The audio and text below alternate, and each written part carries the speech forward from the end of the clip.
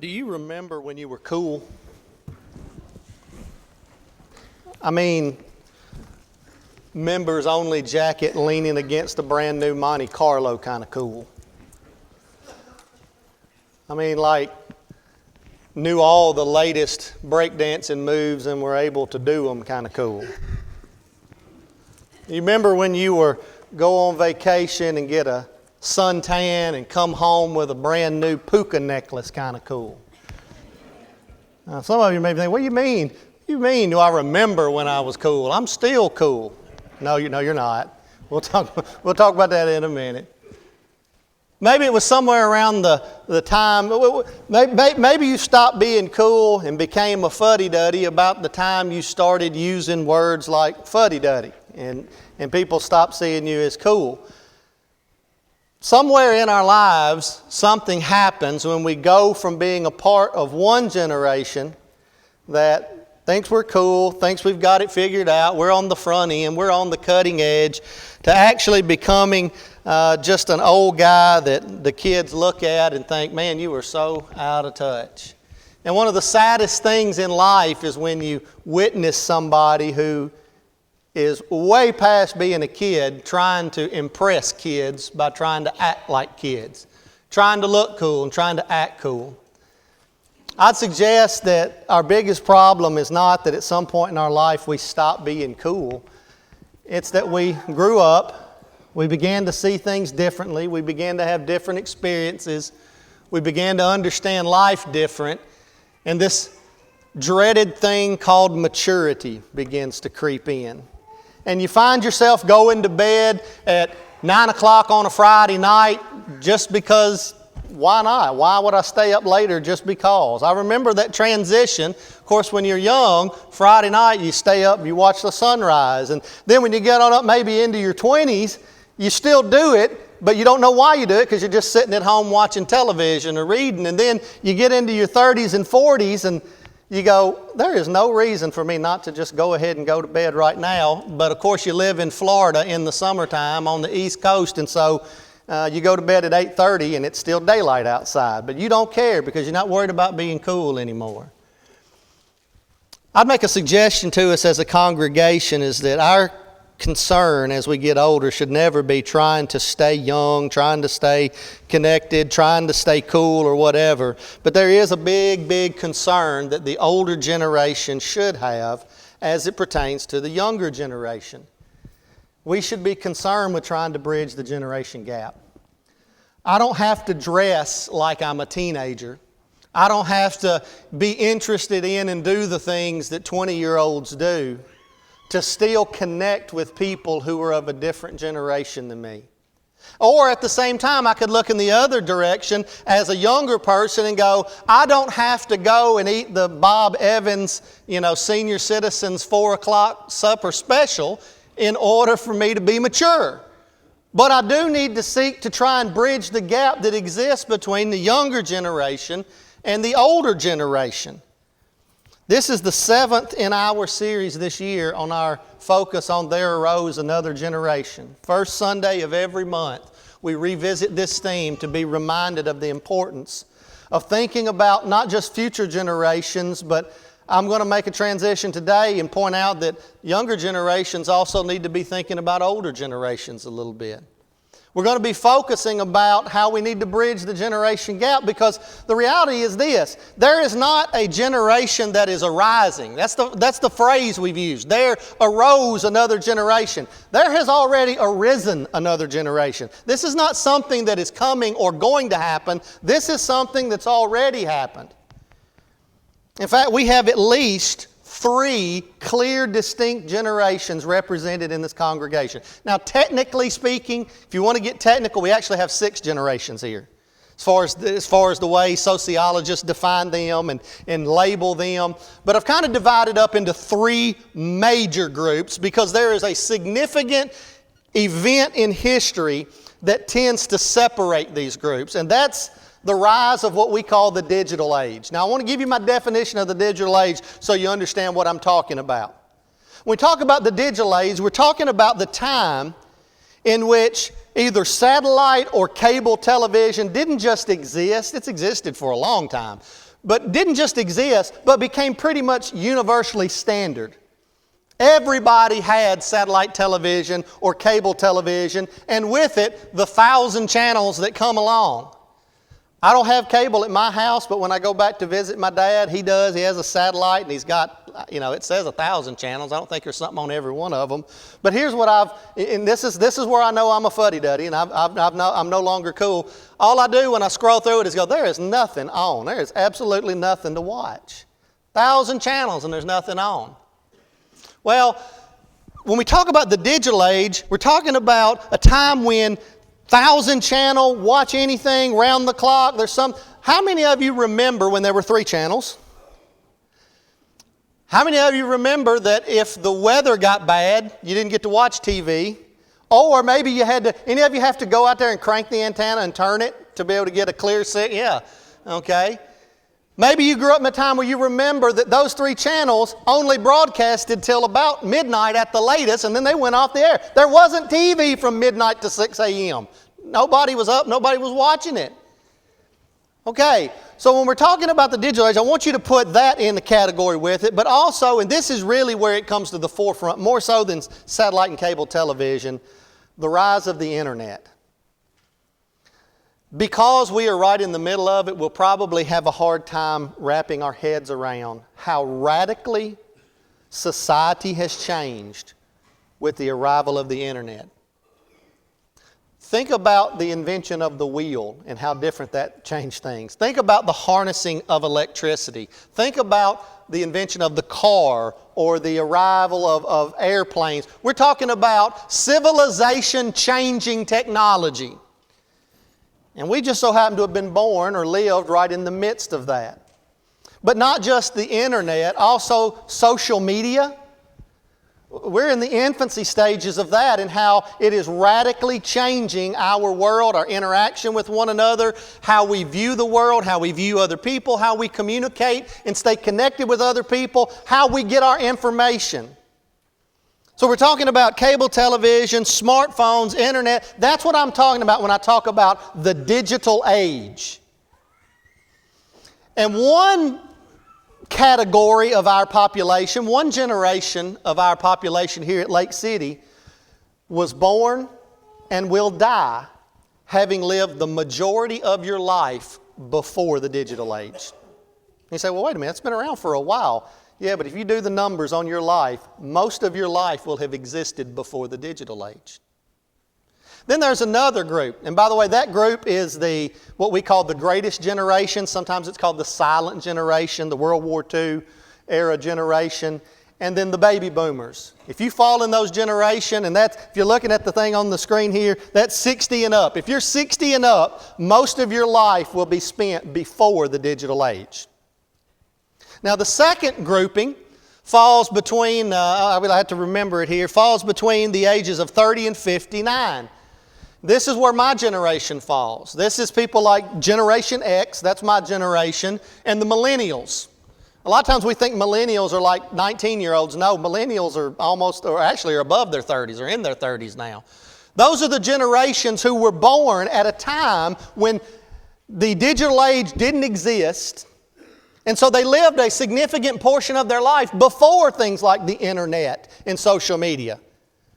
But they were kind of born right in the middle. These things dropped in right in the middle. And so your life is going to kind of be defined as most of it or a lot of it was before that and a lot of it's going to be after, kind of splitting the difference. Half your life before and half your life after. And then you look at the last grouping, and that's those who are under 30 presently. This is what's known as the I generation. And this is what's known as now, the new group that's come along is the centennials. We got the millennials, now we've got the centennials. And these are the generation whose entire lives will know nothing but the digital age. They'll never remember a time when a phone had a cord on it. They'll never remember a time when you had to write a paper for school and you went to the library and got out the encyclopedia. They'll never know that. When they hear stories of that, they probably are picturing Little House on the Prairie song being played in the background when they think about your childhood. And so at this congregation, we've kind of got a mixture of three different groups, and you can see the percentage statistically of how they break down. And obviously the largest generation here in our congregation will live and die having spent most of their life before the digital technology age, the rise of the digital age. Now this is important because each of these different groups have radically different ways they view life. Very, very, very different ways that you view life. The way that you interpret information, the way you see the world, and the way you move through the world is radically different. And so you put all three of us in a pot together and you can see why sometimes we encounter obstacles and problems, and maybe why we're starting to see some of those problems being manifested right now. Well, today our goal is going to be about what can we do to change that, or what can we do to lessen the impact of generation gaps on the future of this congregation, but more importantly on the present of this congregation. I know the future is important and we need to think about it. We got to plan for it. We got to prepare for it, even though we don't know that it's certain. We don't know if we're going to have tomorrow. We don't know if we're going to have 10 years from now or 20 years from now. And so this isn't just a thing about looking to the future and a generation that will come one day. This is about the present, the here and right now. And what can we do to try and help bridge this generation gap? Because those of you who are over 60, especially if you are over 70, you belong to that greatest generation era. And your worldview is very, very different. The word that would be most affiliated with you is tradition. For the greatest generation, tradition was very, very important. And taking what your father gave you, that his father gave him, that his father gave him, and passing it on. Being faithful and loyal to your commitments, very important. Tradition is a huge, huge factor in that oldest generation. Then the baby boomers came along and they kind of went in a completely different direction. Baby boomers were known for their distrust of authority. And by the way, it was not surprising that the baby boomers didn't trust the authorities.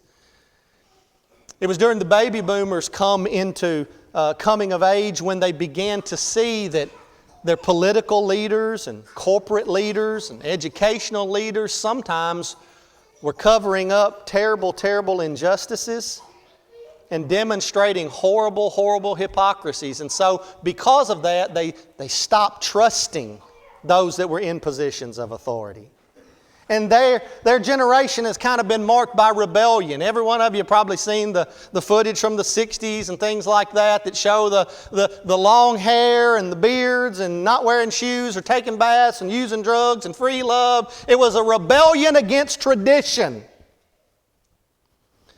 The younger generations now, they have a completely different worldview even from the baby boomers. Because the baby boomers, even though they didn't distrust authority, boy, they loved being able to take advantage of the system at play. And the baby boomers created tremendous wealth. In fact, when the baby boomers had the country put in their hands, we experienced some of the greatest economic growth in the history of our culture. But then those in the millennials and down especially, they have a very different worldview, even from the baby boomers. They have a disillusionment with reality. They don't see a clear path through for them. They don't see the options ahead of them that their ancestors saw ahead of them. And so there's a lot of disappointment and frustration. And with that has come a complete redefining of society. The younger generations are rewriting the rules. They're saying, we're not going to play your game. We're not going to do it the way you did it. And we're going to completely rewrite. Not just rebel. It's not just rebellion. It's redefining our society. Redefining the very nature of our culture. And we've got all three of those packed right here in this little bitty building right now. And if we cross those generational lines very often, we see how quickly and how easily we can bump up against each other and friction ensues. And what do you get where you get friction? You get heat, right? And sometimes the tensions begin to rise the more time we spend with those who are of different generations than us. Well, what we want to do is prevent that friction from causing meltdown in this congregation. So how in the world do we do that? Well, we go to Scripture and we realize that this is absolutely nothing new. I want to invite you to go with me to 1 Kings chapter 1. I want to look at a few examples in Scripture of how past generations have handled the generation gap, have handled the transition from one generation to another generation to another generation. And we'll see examples where it was done very, very well and very wisely and brought about prosperity and success, harmony, stability. And then we'll see examples where it was done terribly and it wound up bringing about destruction and division and loss and suffering. And then it'll be up to us to decide which path we want to follow and try to answer the question of how do we navigate the generation gap. If you're in 1 Kings chapter 1, I want you to pick up with me in verse number 32 actually. When David is getting ready to die, there's going to be a need for new leadership. David knows I'm not always going to be around. He's been a king for 40 years and he's been a great king. In fact, whenever kings are compared to anyone in Israel, they will always be compared back to David. But David can't reign on the throne forever. And so there's going to be a new generation rising. What does David do to prepare the new generation? Verse number 32 begins, King David said, "Call to me Zadok the priest, Nathan the prophet, and Benaiah the son of Jehoiada." So they came before the king, and the king said to them, "Take with you the servants of your Lord, and have Solomon my son ride on my mule, and bring him down to Gihon. And let Zadok the priest and Nathan the prophet there anoint him king over Israel. Then blow the trumpet and say, 'Long live King Solomon.' You shall then come up after him, and he shall come and sit on my throne, for he shall be king in my place. And I have appointed him to be ruler over Israel and over Judah." And Benaiah, the son of Jehoiada, answered the king, "Amen. May the Lord, the God of my Lord, the king, say so. And the Lord has been with my Lord the king. Even so may he be with Solomon, and make his throne greater than the throne of my Lord King David." David made sure that the next generation had leadership. Can you imagine the power vacuum that would have been created had David died and Israel is suddenly left without a king? You know what usually happens in those cases? Yeah, a lot of killing. War usually fills that vacuum. David was going to make sure that when he could no longer sit on the throne, there would be someone there to sit on the throne. And notice how David supported him. David took the men of authority, the men that were known in the country, and he said, "I want you to put him out there. I want you to anoint him. I want you to declare him." He's showing a transition of power. He's preparing the next generation for leadership. And by the way, that also suggests that he wasn't afraid to let go of the wheel. David doesn't hold the wheel with an iron grip until he dies. He begins to loosen his grip, put somebody else's hand on the wheel, preparing them for the next generation. If you'll jump to chapter 2, notice what he does for his son Solomon, who he has declared king. Chapter 2, verse 1 says, "When David's time to die drew near, he commanded Solomon his son, saying, 'I am about to go the way of all the earth. Be strong and show yourself a man. Keep the charge of the Lord your God. Walk in his ways. Keep his statutes, his commandments, his rules, and his testimonies, as is written in the law of Moses, that you may prosper in all that you do, wherever you turn.'" When it came time for David to fully hand over the reins to Solomon, to fully give leadership to the next generation, the first thing that he did was give him his full and complete support. He told the next generation of leaders, "I trust you. It's in your hands now. Be faithful to the Lord, and I'm going to go rest with my fathers." If you'll jump way over to 1 Chronicles chapter 22, there's one other point that I want to make about that. Not only did he make sure the next generation had leadership, not only did he support the next generation of leadership, but he also set him up for success.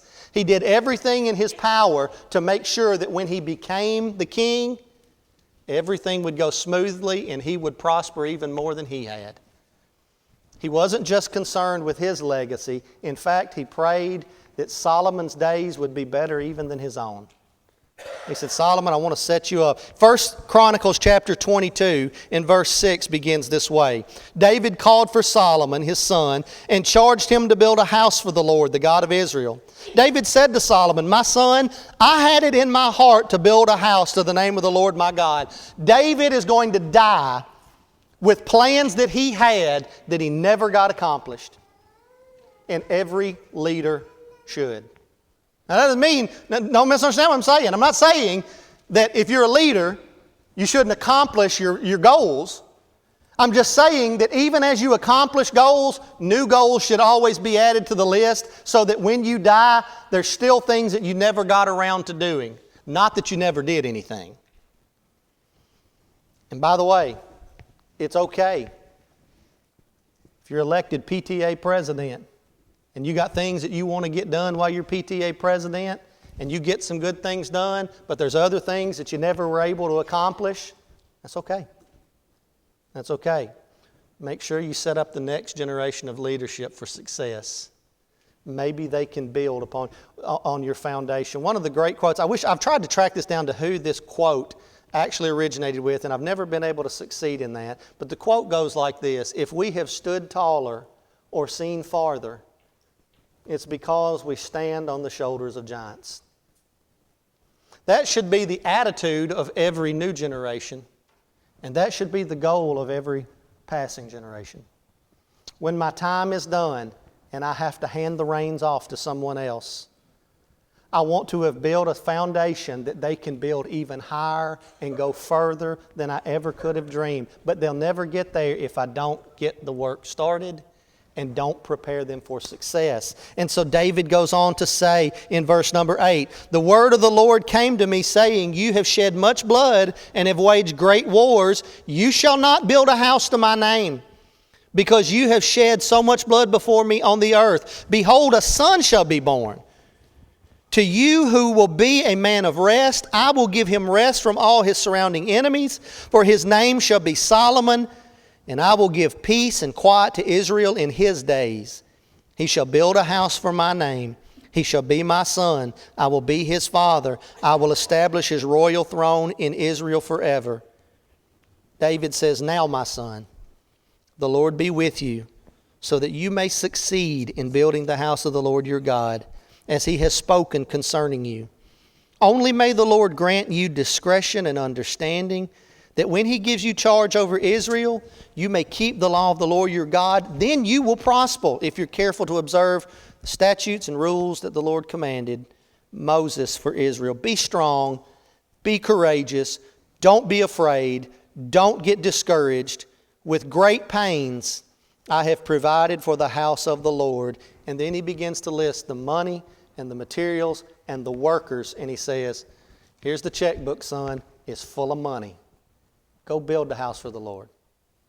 Money is not going to be your obstacle. The goal of every generation is to prepare the next generation's leaders, to support the next generation's leaders, and provide them with the resources they need to lead successfully. That's what David did. Now, sadly, we're going to get a generation away and see that everything gets turned on its head. Turn with me to 1 Kings chapter 11. I wish the story and sermon could end there and we could have this wonderful happy ending, but you know what? That's not how life always works, and we need the negative as well. I want you to look in 1 Kings chapter 11, and I want you to pick up with me in verse 43, right there at the end of the chapter. Solomon slept with his fathers and was buried in the city of David his father, and Rehoboam his son reigned in his place. Another 40 years have gone by. And by the way, that was how the Jews marked generations. 40 years was considered to be a generation. They got that from the book of Judges, From the book of Judges. From the book of Judges. I'll get it right in a minute. When they were told that they would not enter in Joshua. I'll get it right. Joshua. I knew it was in there somewhere. In the book of Joshua, where the generation who would not enter into the promised land was told, you're right, you're going to die in the wilderness.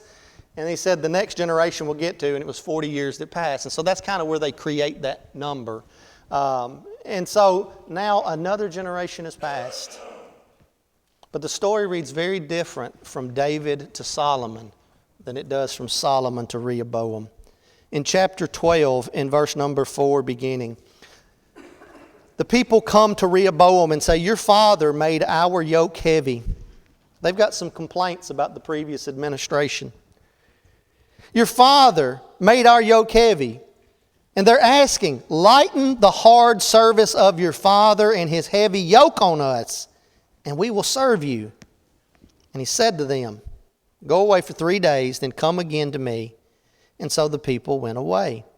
Then King Rehoboam took counsel with the old men who had stood before Solomon his father while he was yet alive. And he said, how do you advise me to answer the people? And they said to him, if you will be a servant to this people today and serve them and speak good words to them when you answer them, then they will be your servants forever. But he abandoned the counsel that the old men gave him and took counsel with the young men who had grown up with him and stood before him. And he said to them, what do you advise that we answer this people who have said to me, lighten the yoke that your father put on us? And the young men who had grown up with him said to him, say this to the people who said, your father made our yoke heavy. Lighten it for us. Say to them, my little finger is thicker than my father's thighs. And now whereas my father laid on you a heavy yoke, I will add to your yoke. My father disciplined you with whips. I will discipline you with scorpions. And he listened to their advice. And verse 13 says, the king answered the people harshly and forsook the counsel that the old men had given him. Verse 16 goes on to say, when all Israel saw that the king did not listen to them, the people answered the king, what portion do we have in David? We have no inheritance in the son of Jesse. Go to your tents, Israel. Go to your homes. Look now to your own house, David. So Israel went to their tents. And verse 19 adds, Israel has been in rebellion against the house of David to this day. And when all Israel heard that Jeroboam had returned, they sent and called him to the assembly and made him king over all the house of Israel. There was none that followed the house of David except for the tribe of Judah only. What a difference a generation can make. Rehoboam inherited prosperity and he ruined it. And one of the cardinal reasons that he did is because of his pride and his arrogance in thinking that he knew it all and those old fuddy-duddies didn't know anything. Those guys who had been there through 40 years of growth and peace and stability, they don't know anything. They don't understand how the world works today. They grew up riding a mule to school. And because he didn't listen to them, he destroyed in one generation what had taken 80 years to build. We get the good, we get the bad. Now, what about us? Will we make the same mistakes that Rehoboam and his generation made? Here's some of the mistakes that we can make, that we want to avoid these things. We want to avoid these mistakes here. The first is this: expecting other generations to do things and be exactly like us. That's a mistake. If you're part of the older generation and you expect the younger generation to do things exactly the way you did and would do it, you're making a mistake. They're not you. They live in a different world that you came up in. They see the world differently. Oh, and by the way, that means they sometimes see problems that you don't even see. Not because you don't care, but because we all are born with blinders on. What is normal to what we've experienced is what's normal to us. We can't help that. That's the way we are. Every one of us has a blind spot. And that's why two heads are better than one, is sometimes other people can see what you can't see. You ever been driving in a car and about to change lanes, and somebody in the car goes, whoa, whoa, whoa, whoa, whoa, whoa?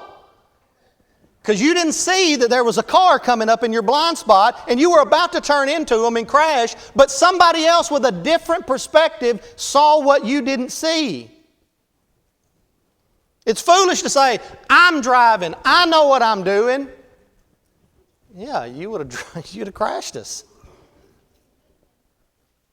It's a mistake, young people, to expect older people to fully adapt to a world that, quite frankly, is very, very bizarre for them.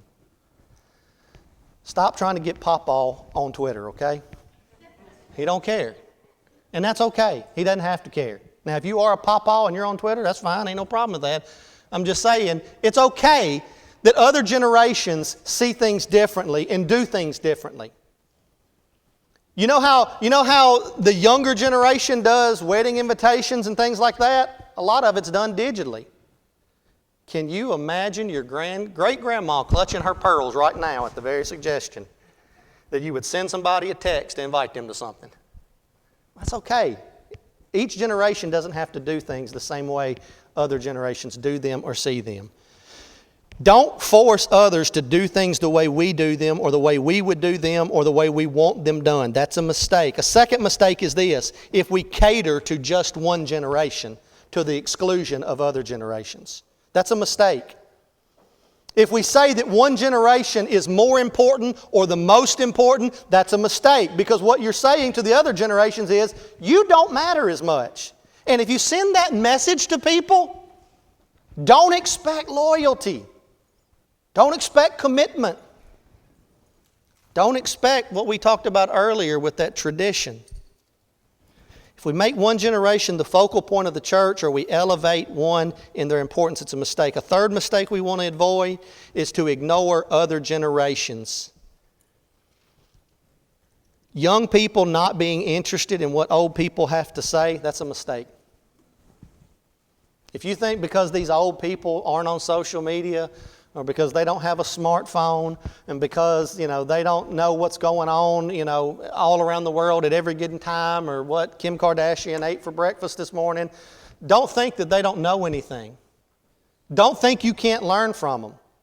Don't think that they can't help you navigate this very confusing and difficult world that you're trying to get through. Young people, don't have an attitude of, I don't care what old people have to say. And old people don't have an attitude of not caring what's important to young people. Listen, it may not be important to you, but if it's important to them, it should be important to you because they are important to you. Now, I'm going to use an analogy that I give to my marriage classes all the time. I hate Target. I don't ever want to see a Target again as long as I live. I could care less about Target. I have no need to go to Target. They have nothing I need, nothing I want. My wife loves Target. It's God's little sense of humor, right? I don't care about Target, but I care about Jade. And because I care about Jade, I care about what she cares about. And so whether you're looking at the older from the younger or looking at the younger from the older, just because it's not important to you doesn't mean that it shouldn't matter. Because if it's important to them, it should matter because they're important to you. And so when the old people want to do singings, that's not something young generations really care anything about. I go to singings in different places, big ones, little ones, and here's what I see. There's not many young people there. It's mostly white hair. Young people don't care about singings. But you know what? That don't mean you shouldn't support them if the older people want to do them. Now, I'm not saying it's wrong if you don't. I didn't say you're sinning. I didn't say you're a bad Christian. You're missing the point if that's what you hear me saying right now. Here's what I'm saying. If we want to bridge the generation gap, it's not about what we do or how we do it or when we do it. It's about this. You matter to me. This matters to you, so it matters to me too. And that's a two-way street. We don't want to make that mistake. Older folks, let me give you a caution. If you are unwavering in how you see things and do things and all that, you're sending a loud and clear message to the younger generation. And that message is this: we don't care what you think, we don't care what you want, we don't care what you need, it's my way or the highway. And in most churches, they're choosing the highway. You want to know why young people are leaving churches? That's a complicated question with a lot of answers, but I will tell you this. One facet of it is they feel like the older generation doesn't care about what they think. They feel like the adaptation only goes one way. You need to become like us. We're not willing to look at things like you. And it's a cop-out if we say it's just because, well, this generation's unspiritual and they don't love the Lord. That's not true. And it's not true. I'm not saying it's not true with anybody, but I'm saying as a whole, that is not true. And it's a cop-out if we take that. We want to try and bridge the gap. So how do we do that? Well, we've got to be willing to learn from each other. We've got to make a concerted effort to try and learn from each other. Older generation, here's what you can learn from them, young people. They understand the importance of unchanging core values. They understand that when you redefine everything, even simple things like gender, even simple things like marriage, that you completely destabilize civilization and society as we know it. And yes, those old people have a high value for unchanging core values, and you can benefit from that. It's good to have an anchor for your soul. You can also learn from them the benefit of perspective. Those old people in Rehoboam's day said, you know, if you'll just lighten things up a little bit for these people, they will love you in a way they never loved your father. They have perspective. You say, you know what? Solomon was a little hard on these people, and because of that, he didn't have a lot of loyalty from these people. But you know, there's a way to change that. If you will show them that you care, if you'll extend an olive branch, if you'll make life easier, if you'll bring them in, then they'll love you and they'll serve you your whole life. Because they had the benefit of perspective. Something that I have told my boys for years and years and years is, look, I know I am long removed from being 16 years old. Even when they were 16, I was long removed from 16. But this is what I would tell them. You've never been a 16-year-old boy before. I have. You're going through it for the first time. I've been there. And I've not only been a 16-year-old boy, I've been a 32-year-old man with the perspective to reflect on being a 16-year-old boy. And most of the time, I think they listen to me. Young people, older folks have the benefit of perspective. That's not a knock on you. That's not a fault in you. That's not a shortcoming in you. It's just a reality. It takes some time to get some experience and see things from a broader perspective. Older people have that perspective. They can help you navigate pitfalls and avoid landmines as you try to navigate life. Another thing young people can learn from old people is the value of remaining loyal to a commitment. Now listen, I don't think that we should try to ride a dead horse, okay? Sometimes things run their course, they serve their purpose, and they need to go away. That's fine. The law of Moses did that, by the way. It had a purpose for a very long time. It served that purpose well, but when Jesus came, it was no longer needed. It wasn't for that time. And so it passed away. And that was okay. But isn't it funny how some people didn't want to let it go? They didn't want to let it die, did they? They tried to hang on to it, and they tried to bind it on the next generation. That's what the Judaizers were. Yes, you can become a Christian, but you still got to hold on to the law of Moses. Listen, sometimes things serve their purpose, they run their course, and it's okay for them to fall out of being. That's okay. But at the same time, young people should learn that you do not abandon a commitment at the first sign of an obstacle. Just because it didn't work right the first time doesn't mean you just throw everything overboard. Okay? If you're on your phone and your phone, glitches, it's not doing something, you don't just throw it in the trash. You reboot it, you do some other stuff, you take it to get it worked on. Why? Because it's valuable. You've invested a lot of money in it, and you realize, I need this thing to last a little long. This is hard for people born in a disposable generation where we just throw everything away and get a new one. Old people can help you understand the value of remaining loyal to a commitment. All right, old folks, here's what you can learn from the young people. You can learn how to understand and appreciate the power of technology. That doesn't mean you have to do it, but don't stand in their way when they try. These young people understand how technology, I know my daddy will tell you, iPhones are the devil. Facebook is the devil. My daddy, that's his favorite phrase. That's the devil. Maybe it is, but you know what? You can tame it. You can use it for good. Young people understand that probably better than we ever will. We can learn from them that there is value in things that maybe we don't see the value in. Another thing that old folks can learn, young people want to take their faith outside of the building and impact the community around them. Young people don't want to just come to church 4 services a week and that be it. In fact, they're not going to come 4 services a week, because they would rather be out in their community. You say, they'd rather just be home goofing around on Facebook. Stop. Don't be so dismissive and arrogant towards them. A lot of them are out in places and doing things and ministering to people on their own because they don't see their church doing it. They see people suffering and dying and in tremendous need all around them, and they look at their church and go, we just not going to do anything about this? We're just going to come here 4 times a week, sing our songs, say our prayers, and go home? They're not content with that, because we taught them when they were little that Jesus went about doing good, and they want to do the same thing. They want their faith to get outside this building and make a difference in the world. And we should commend them in that and support them in that and join them in that. One last lesson we can learn. The young generation is not scared to cross cultural lines. Now, I know I'm fixing to touch on a nerve, and that's fine. I'm not going to dig into it. I'm just going to tap it. Many of you were born in a time when different cultures were radically segregated. That was normal for you. It's not normal from God's perspective, but it was normal culturally for you. It can be hard to connect with people who are different from you because of that. Thank God young people weren't born into that world.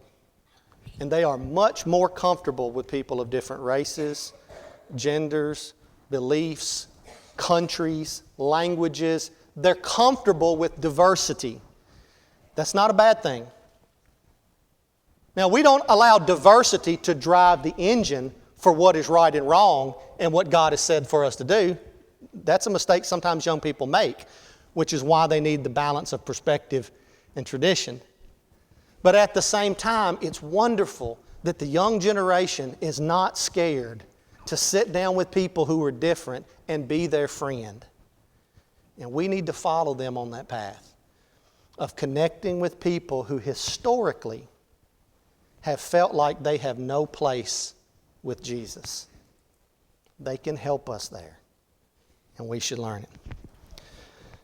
We got to remember that we're in this together, good, bad, right, or wrong.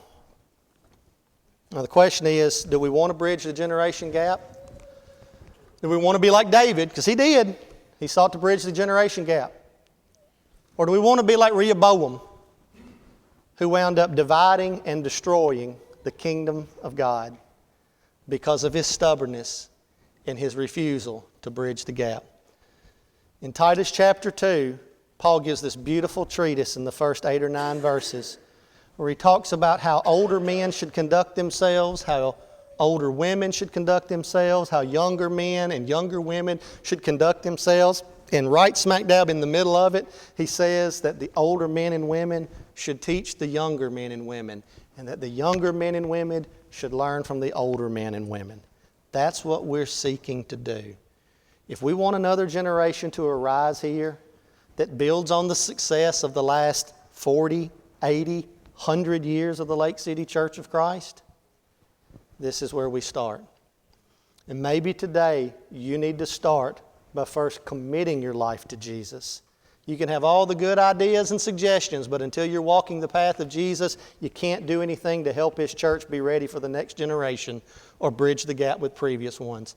I ask you today, let God bridge the gap between you and Him through His Son Jesus by putting Him on in baptism and being reconciled to God today. If you want to do that, or if you've gone astray and want to come back, we're going to sing a song, we're going to encourage you. I'll be down front if we can help. Come while we sing.